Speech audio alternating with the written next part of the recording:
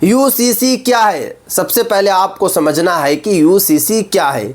समान नागरिक संहिता, यानी पूरे देश में सभी नागरिकों के लिए एक जैसा कानून, धर्म के आधार पर अलग नियम खत्म।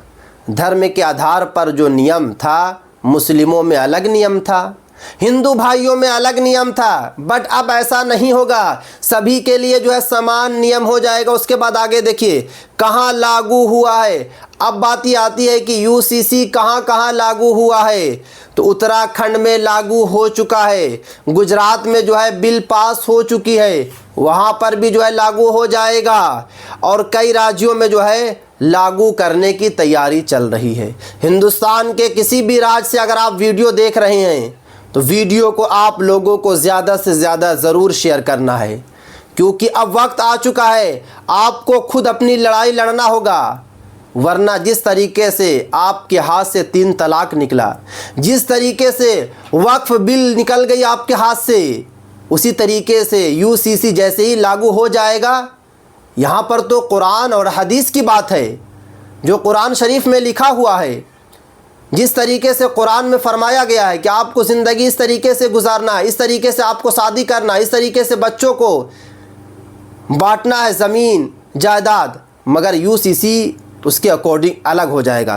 तो चलिए उसके बाद आगे देखिए तलाक के नियम। अब आपको समझना है कि यूसीसी में तलाक के किस तरीके के नियम है।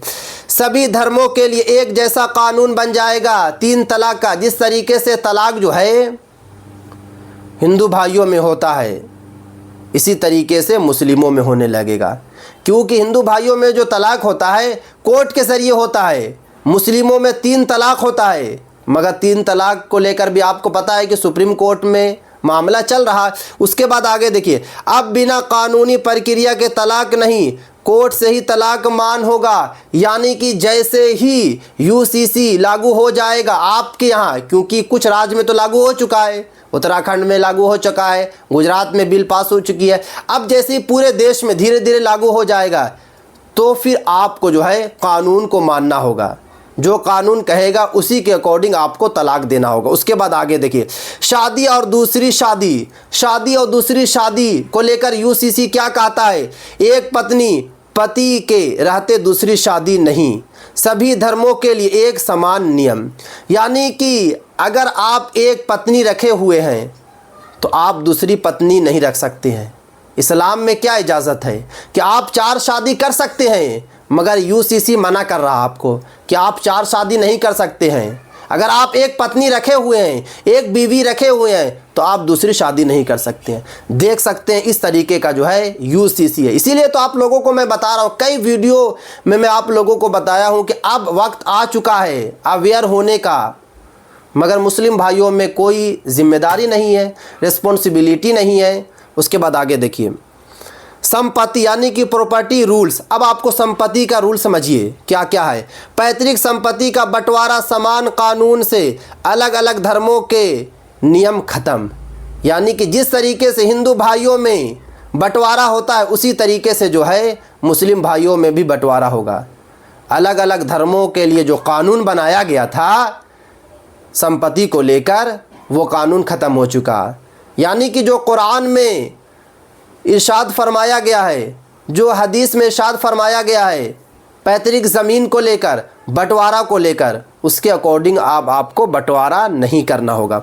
उसके बाद आगे देखिए मैरिज, इंटरफेथ मैरिज, यानी कि अलग धर्म में शादी। देखिए यहाँ पे साफ साफ बताया जा रहा है, डीएम जिलाधिकारी से परमिशन ज़रूरी, बिना अनुमति शादी करने पर कानूनी कार्रवाई।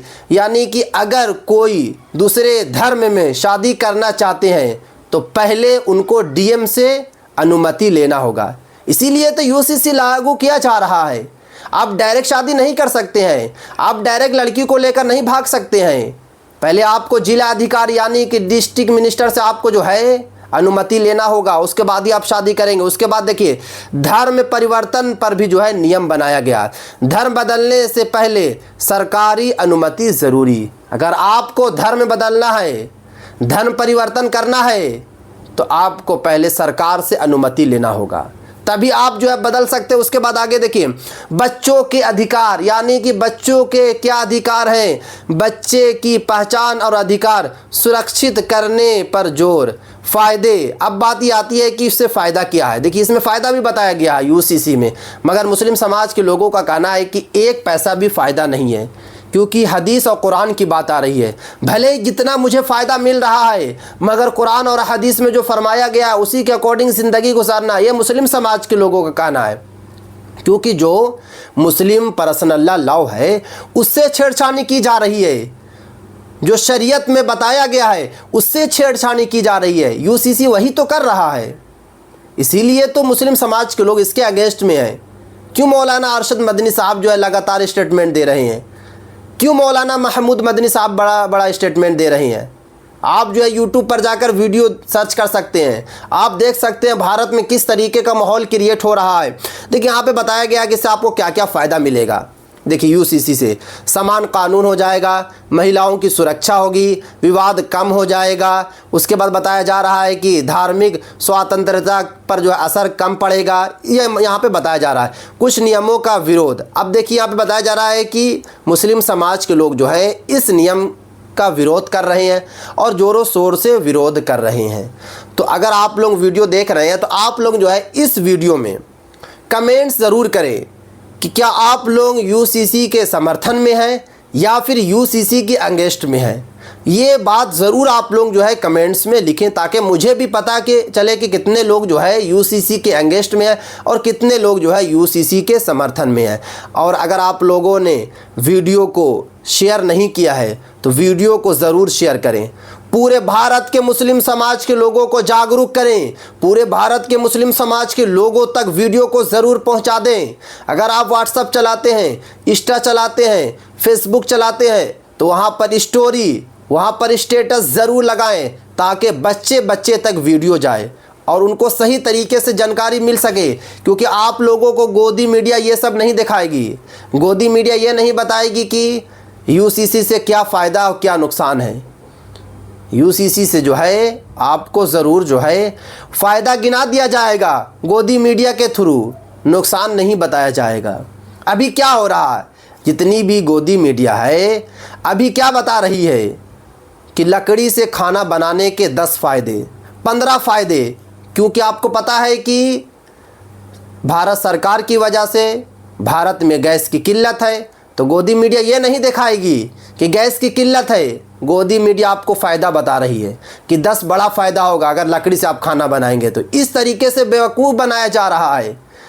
तो इसीलिए तो मैं कई वीडियो में आप लोगों को बता चुका हूं कि यहाँ पर आपको अवेयर किया जाएगा, यहाँ पर आपको सावधान किया जाएगा, यहाँ पर आपको जेन्युइन न्यूज़ दिया जाएगा, ताकि आने वाले वक्त में आपको कोई दिक्कत ना हो, कोई परेशानी ना हो। चैनल को सब्सक्राइब करके बेल आइकन को ज़रूर प्रेस कर लें।